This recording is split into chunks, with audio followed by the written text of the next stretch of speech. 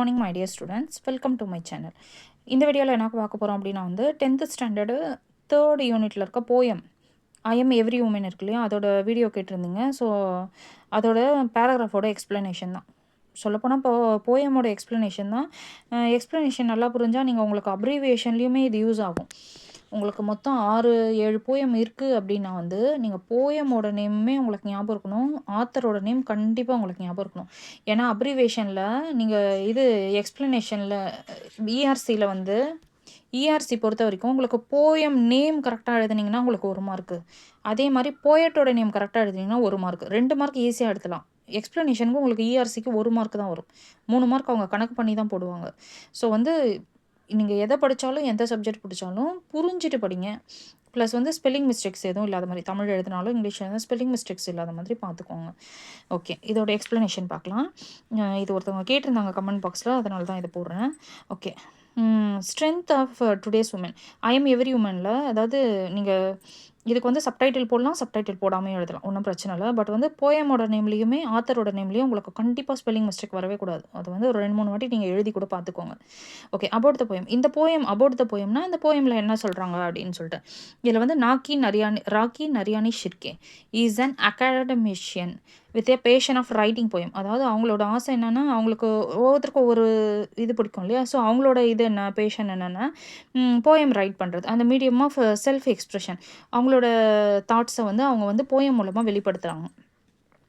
This poem I am every woman portrays today's woman as powerful. இந்த போயமில் அவங்க என்ன எக்ஸ்பிளைன் பண்ணுறாங்கன்னா, உமன் இந்த காலத்தில் எவ்வளோ பவர்ஃபுல்லாக இருக்காங்க அப்படின்னு சொல்லி. இன்ட்ரடக்ஷன் டுடேஸ் உமன் இஸ் பிரேவ்னா ரொம்ப துணிச்சலாக இருக்காங்க இப்போ இருக்க பெண்கள், அண்ட் ரொம்ப வலிமையானவங்களாக இருக்காங்க, ஸ்ட்ராங் அண்ட் எம்பவர்டு. ஸோ எதையுமே ஃபேஸ் பண்ண அவங்க ரெடியாக இருக்காங்க. ஷீ இஸ் பியூட்டி இன்னேட் அப்படின்னா இயற்கையிலேயே இயல்பாகவே பெண்கள் எப்படி இருக்காங்க, அழகாக இருப்பாங்க. She is the symbol of power. அதாவது அவங்க எதோட அடையாளமாக இருக்காங்கன்னா பவர், ஸ்ட்ரென்த்து, இதோட அடையாளமாக இருக்காங்க. She is ready to face any challenge. அவங்கக்கிட்ட நீங்கள் எந்த ஒரு சேலஞ்சு கொடுத்தாலும் அவங்க அதை ஃபேஸ் பண்ண ரெடியாக தான் இருக்காங்க. Risking even her life. இப்போ நீங்கள் பெண்களாக இருக்கும்போது, இப்போ நீங்கள் உங்களுக்கு ஒரு 15 வயசு, ஓகே, இப்போ ஜாலியாக இருக்கலாம். பட் வயசு ஏற ஏற எல்லாத்தையுமே நம்ம ஃபேஸ் பண்ண ரெடியாக இருக்கணும். என்ன நடந்தாலும் பார்த்துக்கலாம், எது வந்தாலும் என்னால் ஃபேஸ் பண்ண முடியுன்ற தைரியம் உனக்கு இருக்கணும். ஸோ இந்த போயம்லையுமே அவங்க அதுதான் சொல்கிறாங்க. ரிஸ்கிங் ஈவன் ஹர் லைஃப்பில் எந்த சேலஞ்ச் வந்தாலும் அவங்க ஃபேஸ் பண்ணலாம். Every woman is true in expressing her love.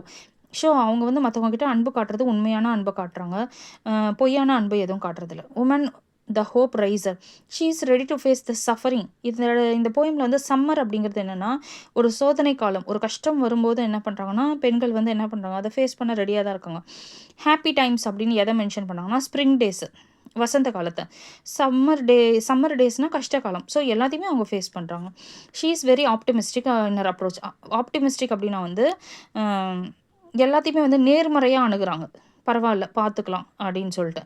She finds a ray of hope. She continues to care for her near ones. She continues to care near ஒன்ஸ்னால் அவங்க பக்கத்தில் இருக்கவங்களையும் அவங்க ரொம்ப பாசமாக பார்த்துக்கிறாங்க, நல்லா பார்த்துக்கிறாங்க. She gives more importance to her family. ஆமாம் தானே, அதாவது தென் ஹர் செல்ஃப் அப்படின்னா அவங்கள விட அவங்க குடும்பத்துக்கு அவங்க நிறைய முக்கியத்துவம் கொடுக்குறாங்க. Woman's valour, she is strong in her faith. அவங்க எல்லா உண்மையை மட்டும்தான் நம்புகிறாங்க. ஃபிம் இன் ஹர் பிலீவ்ஸ், அவங்களோட நம்பிக்கைகள் எப்பயுமே வலிமையானதாக இருக்குது. She says persistence is a key to success. Persistence அப்படின்னா விடாமுயற்சி. அதாவது ஒரு விஷயத்த நம்ம யோசிச்சுட்டே இருக்கோம், திரும்ப திரும்ப திரும்ப அதை நினச்சிட்டே அதை விடாமுயற்சியோடு பண்ணோம்னா கண்டிப்பாக அது சக்ஸஸ் ஆகும் அப்படின்னு சொல்லி.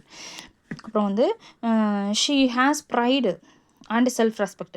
அவங்க பெருமை மிக்கவள், ப்ளஸ் சுயமரியாதை கண்டிப்பாக இன்றைய பெண்களுக்கு அதிகமாகவே தேவைப்படுது. She tackles and deals mischievous people who interferes in her life. அதாவது அவங்க வாழ்க்கையில் இப்போ நம்ம பாட்டுக்கு நம்ம வேலையை செஞ்சுட்டு இருந்தால் கூட, இப்போ உங்களுக்கே தெரியும், இப்போ 10th ஸ்டாண்டர்ட் அப்படின்னா போட்டி போட்டுட்டு படிப்போம். நம்ம பாட்டுக்கு படிச்சுட்டு இருந்தால் எல்லோரும் என்ன சொல்லுவாங்க, நீ ரொம்ப படிப்பா இல்லையா அப்படிலாம் டீஸ் பண்ணுவாங்க இல்லையா. ஸோ யார் என்ன சொன்னாலும் என்ன பண்ணாலும் அவங்க என்ன செய்கிறாங்களோ அதில் என்ன பண்ணுவாங்க, அவங்க வேலையை பார்க்குறாங்க. She is never quieter and she is ferocious like a lioness. அதாவது ஒரு பெண் சிங்கம் எந்த அளவுக்கு தைரியமாக பிரேவாக இருக்கோ அந்தளவுக்கு அவங்க என்ன பண்ணுறாங்க, தைரியமாக இருக்காங்க. ஃபெரோஷியஸ் லைக் ஏ லயனஸ்னால், ஃபெரோஷியஸ்னால் அதுதான், இப்போது ஒரு சிங்கம் எப்படி ஒரு கம்பீரமாக இருக்கும் இல்லையா, ஸோ அந்த மாதிரி இருக்காங்க இன்றைய பெண்கள். Next conclusion the one who overcomes everything which could destroy her is today's woman.